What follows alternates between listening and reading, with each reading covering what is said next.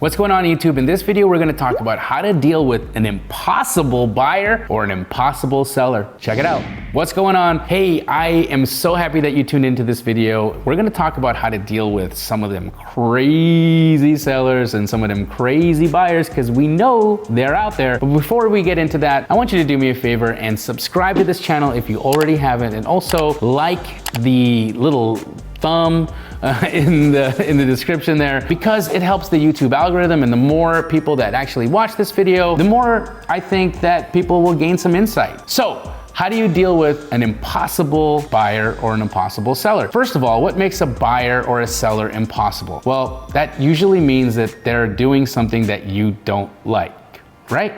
The only reason that they would be impossible is because they're doing something that is outside of what you want them to do. And so does that actually make them impossible, or does it make you need to work a little bit harder? See, I have worked with sellers that were really going through a hard time emotionally, and they were having a hard time with pricing. They were having a hard time with where they were gonna go. They had emotional attachments to the property. They had been approached by other wholesalers and offered more money once we were already under contract. There was just so many things. They hated the title company. They hated the process. They hated how many times we had to enter the house.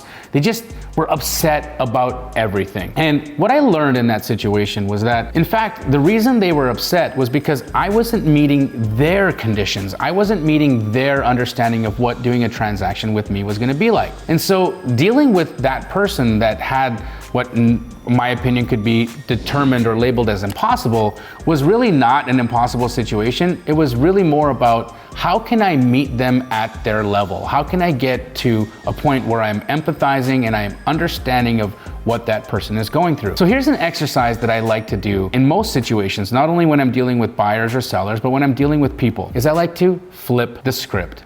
I try to put myself in that person's situation, and I look at myself as critically, as from their point of view, as close to their point of view as possible. And I really try to see it from their eyes. Now, that's really difficult to do in an honest way, because you might see things in yourself, or you might see things that you might not like.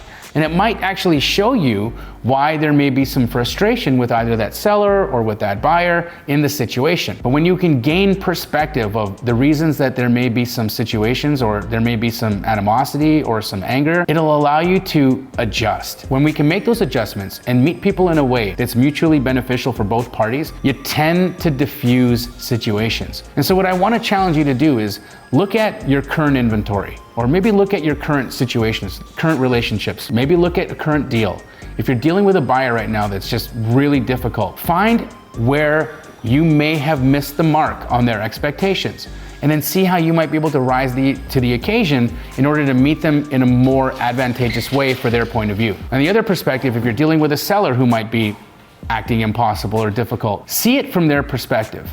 Try to see how you can meet them in a way or at a level that is more along the lines of a mutually beneficial situation. And I can tell you that if you take that approach, and if you can actually work through situations empathetically, you will gain a lot. You will get way farther along. You will close more deals. You'll have less sellers leaving the closing table. You'll have less buyers deciding not to close on a deal in the last second. You'll complete way more transactions because you were able to put yourself in the position of the other party. That will serve you tremendously. Guys, if you got any value out of that, do me a favor and leave me a comment in the comment section. I love hearing your perspective on my thoughts and how I'm doing my business, and it allows me to get to know you guys a little bit better as well. So I will see you guys in the next video. Leave me a comment. Later.